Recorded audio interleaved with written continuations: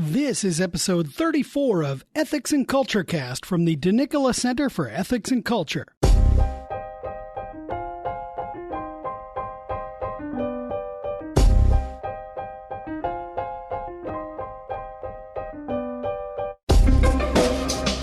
Welcome to episode 34 of Ethics and Culture Cast from Notre Dame's DeNicola Center for Ethics and Culture. I'm Ken Hellenius, the communications specialist at the center. In this episode, we sit down with Professor Jenny Martin of the Program of Liberal Studies and the Department of Theology. We talk about her teaching across the disciplines, about the differences in teaching first-year students and seniors, and about how cultivating a sacramental imagination is necessary to transforming a pornography-obsessed culture. Let's sit down for this week's conversation.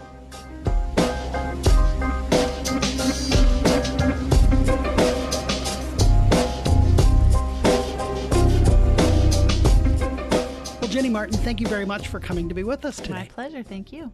So tell us a bit about yourself. Tell us about how you came to Notre Dame. Sure. Well, I came to Notre Dame in 2005, actually, as a graduate student. I worked on a Master of Theological Studies in the History of Christianity in 2005 to 2007, and then I switched to systematic theology for a Ph.D., so I did my graduate work in theology here as well, and then I finished my dissertation in the summer of 2012 and got hired in the Program of Liberal Studies, which is the Great Books Department here at the university in 2012, that same year. So I was interested always in theology. My father was actually a Protestant minister, which, you know, if you told me 30 years ago that I would have been teaching Catholic theology at Notre Dame, it would have come to be a great surprise to me. But so I came to study theology in the theology department here and then moved over to the PLS department. Awesome. So you are in PLS, Program of Liberal Studies. You have a concurrent appointment in the Department of Theology. What do you teach? And not only what do you teach, but how does that relate to your kind of professional intellectual interests? Oh, great, thanks. So in PLS, the backbone of the curriculum are 6 Great Books seminars. So Great Books 1 starts with Homer, and we end Great Books Seminar 6 with a turn to the civil rights movement, the modern novel. So we go up to about the 1960s. And all of the faculty in the department teach the seminars. So I spend a lot of time reading actually outside my discipline. I'm teaching right now a literature university seminar for non-majors where we're reading Homer and Aeschylus and Euripides and Aristophanes and all of the sort of Greek ancient tragedies and some of the histories and epics, as well as some of the Platonic dialogues. So I'm teaching that right now, but a few semesters ago I was teaching Kant and Wittgenstein and Virginia Woolf. You know, so it's a real you're teaching a lot outside your discipline. Inside my discipline, we have 13 tutorials that are connected to the curriculum in a lot of different disciplinary areas. So we have 2 requirements in theology, several in philosophy, some in fine arts. So I teach both of the theology tutorials, which are more lecture-driven, more content-driven, and those are taught by someone with in the area of expertise. Yeah. So the first one I teach is for generally freshmen and sophomores. It's a class called The Bible and Its Interpretation. And the second course I teach in the theology sequence is Christian Theological Tradition for seniors. With respect to the first course, I try to make it both sophisticated and fun. We end up looking at not only the biblical texts, but also the history of biblical interpretation, not only in Jewish interpretation, patristic interpretation, but also in homilies, in movies, in popular culture, and in art, and those kinds of things. So a big component of that course is a creative project that is done in accordance with an exegetical paper where they pick a passage and then they create really whatever they want. I've had a lot of really interesting final projects come out of that Bible course, oil paintings and short stories and poems. There was a choreographed dance one time. And was it Salome? It was not. It was from Joseph and the Amazing Technicolor Dreamcoat, of course, right? So we go to the Snipe Museum a lot and spend some of our class time thinking about how image and text are combined, and how different images can pick up on different threads of the biblical text or different versions of the biblical text. Right? If you've got, there's a few pieces over in the Snipe Museum on the banishing of Hagar by Abraham, and after we read that section of the Hebrew Bible, we go over to the museum and we look at several of these. There's a Rembrandt that's there in their archives or their storage, and there's also some pieces that are on permanent display, and we look at those and talk about how the artists have picked up or innovated completely absent elements of the biblical text. So that's very interesting, and the students, I think, seem to really enjoy that course. The other course is the Christian Theological Tradition, or Christian Theological Traditions, which is for seniors. And that course is probably more near to my own research interests. I write a lot on the nature of Catholic tradition, the operation of Catholic tradition. I think a lot about what it means to retrieve the past, what it means to think about the past, and what conservation of the past looks like in the present and with an eye toward the future. So those kinds of like meta questions that I'm interested in my own research come out pretty closely in that course. We read Yves Congar's The Meaning of Tradition, where he's giving a very dense account, sort of meta account of what Catholic tradition is and how it operates. Because when we talk about tradition, sometimes students think, oh, it's traditional. It means it's dusty, it's old. We have to sort of drag it from cold storage and bring it into the present. But I try to show in that class that that tradition is durable, and it's actually a category of not only the past but also the future. So in order to sort of demonstrate that concretely, I've arranged a syllabus where I have patristic interlocutors connected with modern interlocutors. So I've arranged it thematically according to the Apostles' Creed. We follow the Apostles' Creed, and so we move through. We take a long time, actually, with the first word, credo. What does it mean to believe something? What does it mean to believe in a culture in which religious belief is often not valued? What does it mean to believe in a culture where empiricism and scientism and all these kinds of isms, where everything is sort of reduced down to its empirical provability? What does it mean to believe something invisible, to believe something beautiful, to believe something old? All of those kinds of things. We spend several weeks on that, and then we move through the more dogmatic elements, the doctrine of God as Trinity, Christology, pneumatology, ecclesiology, and I pair kind of patristic readings with modern readings. One example of that is in the pneumatology section, we read a lot of biblical texts on the Holy Spirit. We read some of Yves Congar's book, I Believe in the Holy Spirit, and we read a book by a modern theologian, Shelley Rambo, about trauma theory and what does it mean to go through a trauma. So what she does in this book is she connects this with a doctrine of the Holy Spirit, a sort of notion of abiding, of waiting in a kind of middle space between Good Friday and Easter. It's really sort of a beautiful thing, and the students respond well to that.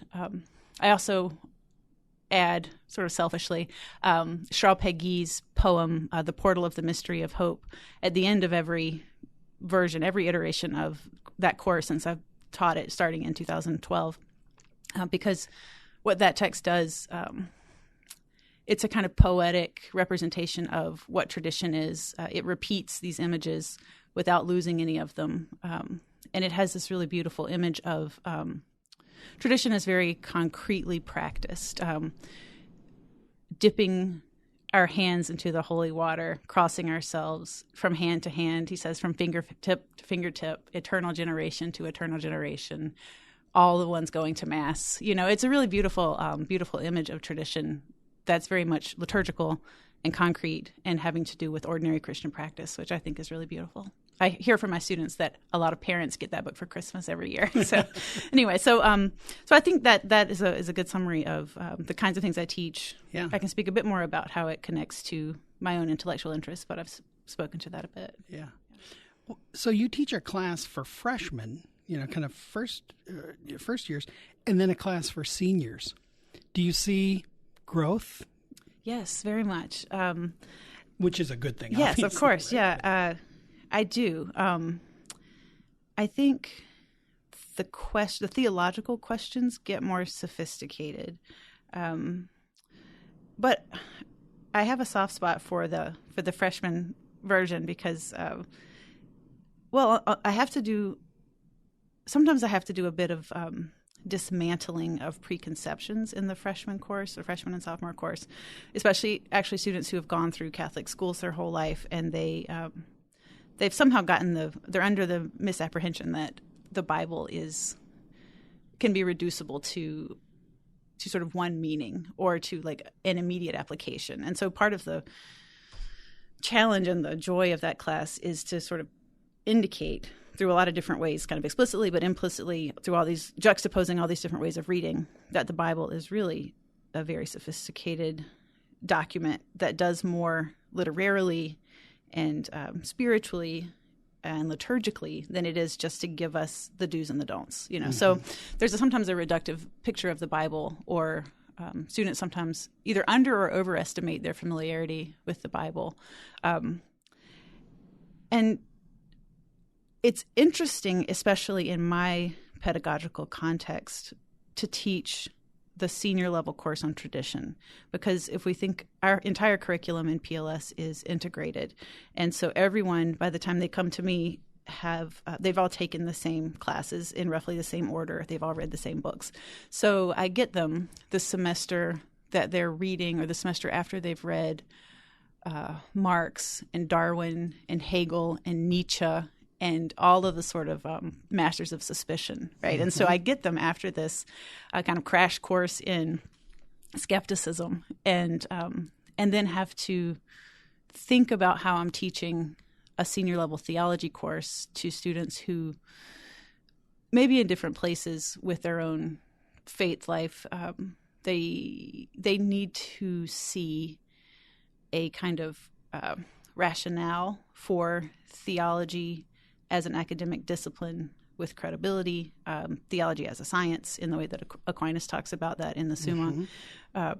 And so I learned in the course of my years teaching in the program that I have to start off with some kind of awareness of what they've been reading in their other classes, and to indicate that the way that what's valued as truth, what's valued as real in the modern world, we don't think that because it's the obvious answer. We think that because we are the inheritors of a long intellectual tradition where meaning gradually gets foreclosed from the sort of invisible divine, as like in ancient Greece, for instance, through the Enlightenment and those other kinds of critiques of knowledge and how we can know things, Descartes and Kant and other figures like that.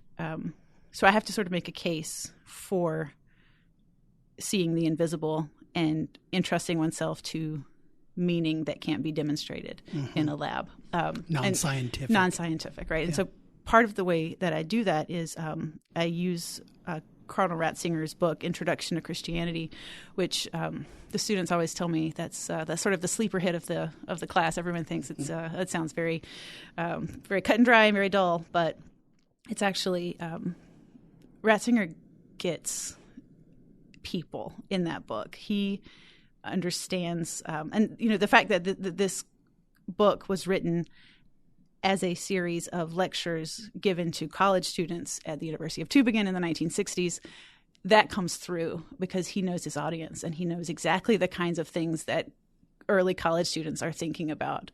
That he starts a book called Introduction to Christianity with a story about doubt he retells the story of Kierkegaard's clown, where he's dressed up as a clown. He goes into the village. He says, "Oh, the village is burning. The village is burning," and no one believes him because he's wearing a clown outfit. Mm-hmm. And Ratzinger says, "This is precisely the position of the theologian in the modern world." Right? It seems like a very destabilizing way to begin a book about Christianity as a cardinal and then a pope. But the students, they're disarmed and they're charmed by that book, and I think that helps to show them the sort of respectability of the theological discourse, because Ratzinger is so careful to do that. Yeah. We actually used that in an RCIA class that I did last year with two professors who were entering the church, and they chose this book. Really? It's not a book that we would have normally used for RCIA. No, that seems like an outlier. Yeah, but it was superb, and it was the first time I'd read it, and Isn't I it was beautiful? like, how did I miss this? I know. I think his chapter on the Trinity is also one of the best kind of articulations of Trinitarian thought there is. I mean, he manages to cut through all of the very important speculative conversation about what the Trinity is, and gets to the real heart of it, which is love. Right. It's sort of, he's an Augustinian at heart, you know? Yeah. That's awesome. Well, now, Jenny, you're a member of the DeNicola Center's Faculty Advisory Committee. How did you originally get involved with the DCEC, and what are some of your ongoing involvements with the center, and especially with our student fellows? Sure. Well, Carter Sneed reached out to me back in the spring of 2017, I believe it was, with an invitation to come have a conversation with him about some of our overlapping interests and the interests of the center. And we just really hit it off and had a great conversation. And at the end of that conversation, he asked me to be a faculty affiliate for the center, which I happily accepted. And since then, I've been most heavily involved probably with, as a regular host for the Salon Series Soren Fellows dinners. I've had students over to my house for dinner 2 or 3 times to talk about various texts. A C.S. Lewis text, The Weight of Glory, and we also read some pieces from Alexander Solzhenitsyn in the year that the center was doing a lot of events on that. And I'm also slated to be the fall 2019 Bread of Life speaker in November, which I'm really looking forward to that and having a conversation with the students in that capacity. They also, when I first got involved, very generously helped to fund a trip to Rome, where I got to go to Rome and meet the Pope, met Pope Francis. And this was in combination with my husband's work in the Institute for Church Life, where they received a prize for their work in science and religion. And so we got to go and have dinner at the Pontifical Academy of the Sciences. And it was the CEC helped me to go and to do some independent research on Urs von Balthasar, which I work on. I got to go to a formation house there in Rome that is headed up by Father Jacques Servet. Casa Balthasar is the name of it, and I got to spend some time with him and work in their library for a bit too, and the center helped to fund that, which I'm very grateful for. Wonderful. Well, now, you've spoken and written various things over the years. Your CV is actually pretty extensive. But the concept of cultivating a sacramental imagination in an age of pornography was the title of one of your talks. Unpack that for us, because I think there could be no more timely topic. Sure, absolutely. Yes. I was invited by Elizabeth Grappi, who is a professor of systematic theology at the University of Dayton, back in, I think, the spring of 2015, to give a talk at St. Mary's on, she asked me to give a talk on beauty and the potential sort of healing qualities of beauty in an age of pornography. And so the task itself seemed very difficult. The entire conference was based on kind of more sort of on the ground work that people were doing on the ill effects of pornography on the brain and on the sort of addictive qualities of it, and the obviously the damage that it does to both the viewer and the participant.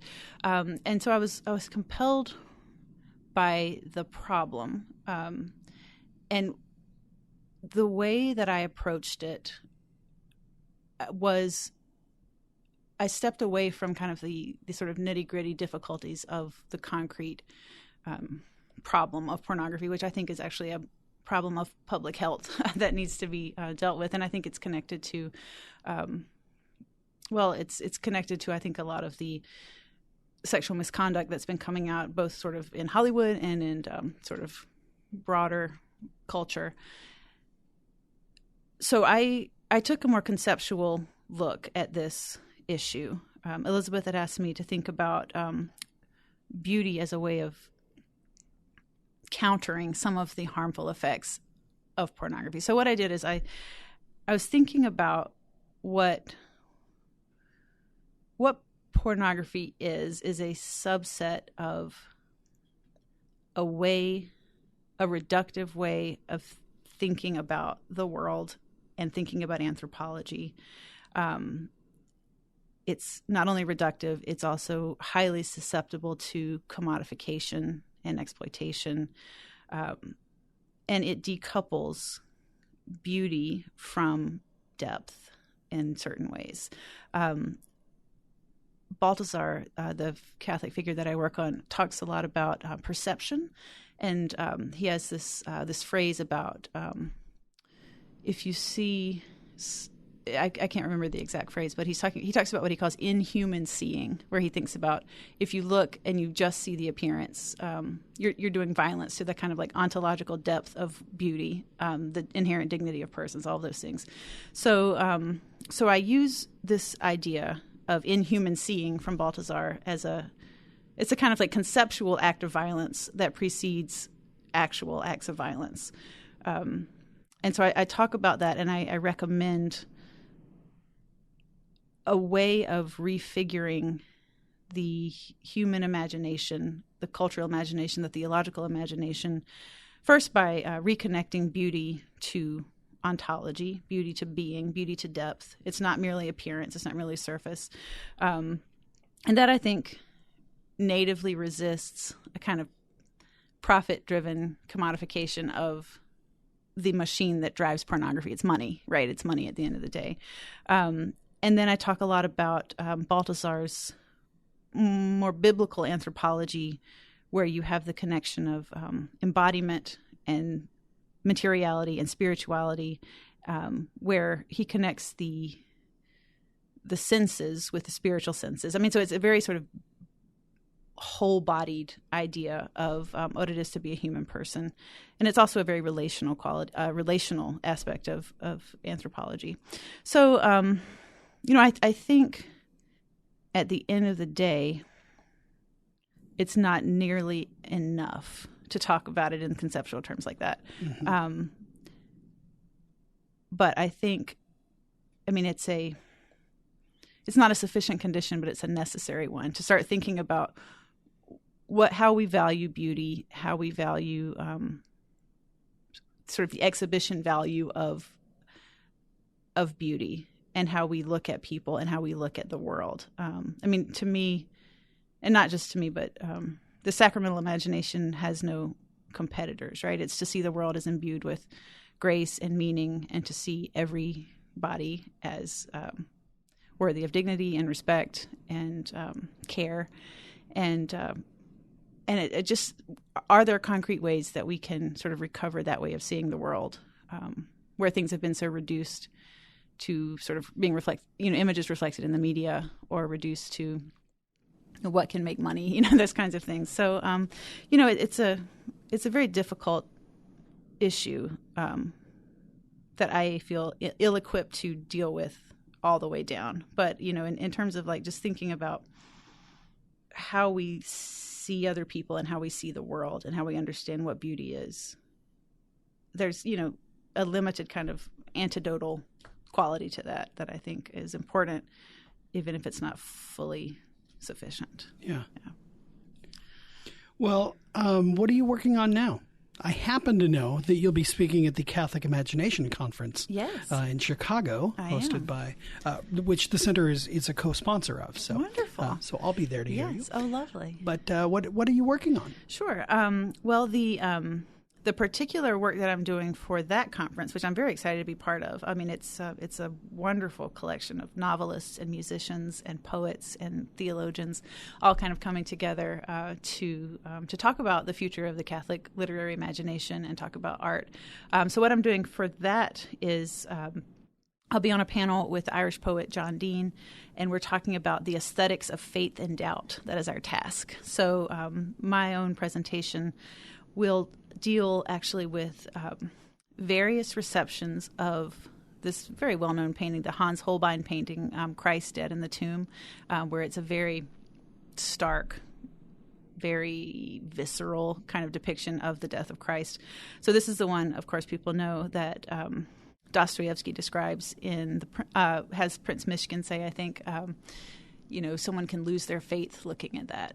And Balthasar, who the theologian that I work on, saw that painting quite a bit. It's in Basel, where he's from, and he was very interested in that, and he's written a lot about the painting as well.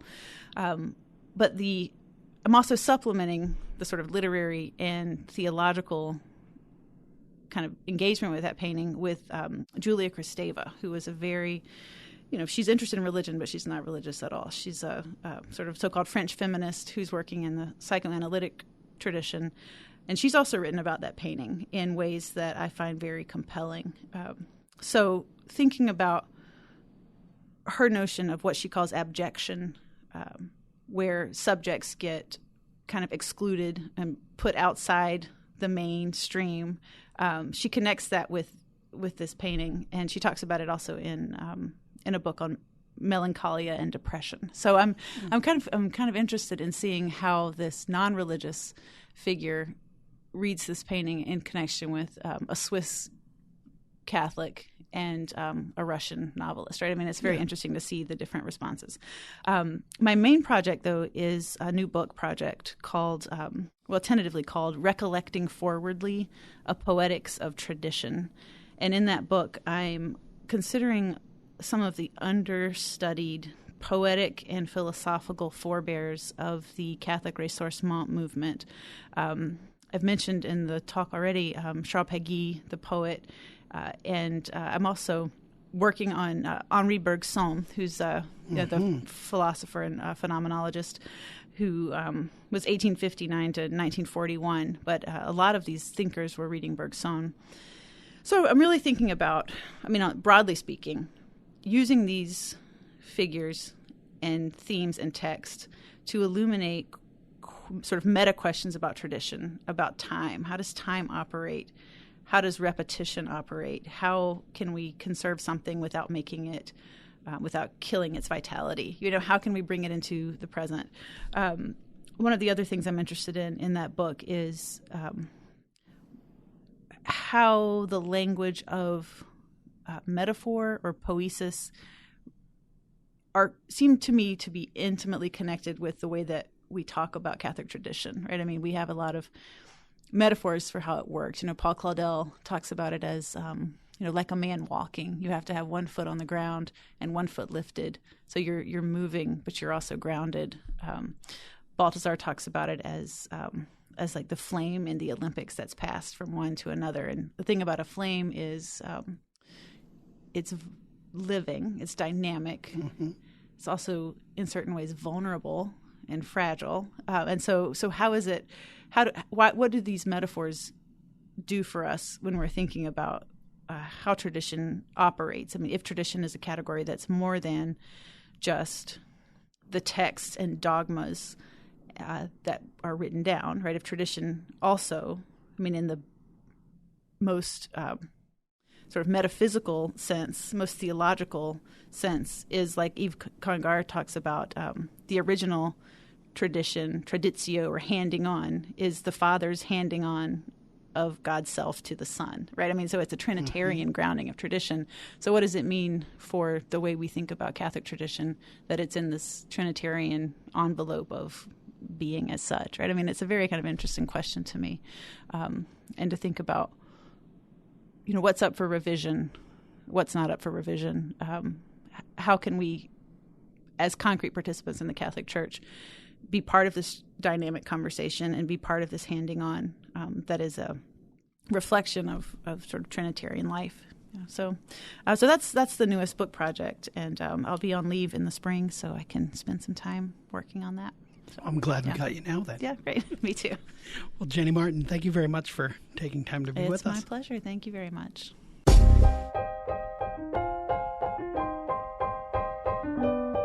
Thank you to Professor Jenny Martin. You will find links to her books and essays and to the poetry of Charles Péguy in the show notes. Subscribe to Ethics and Culture Cast so that you can always get the latest episodes by visiting ethicscenter.nd.edu/podcast. We would love your feedback. Please review the show on iTunes, Google Play, or wherever you get your podcasts, and email your suggestions to cecpodcast@nd.edu. Our theme music is I Don't Know by Grapes, licensed under the Creative Commons Attribution License. We'll see you next time on Ethics and Culture Cast. Until then, make good decisions.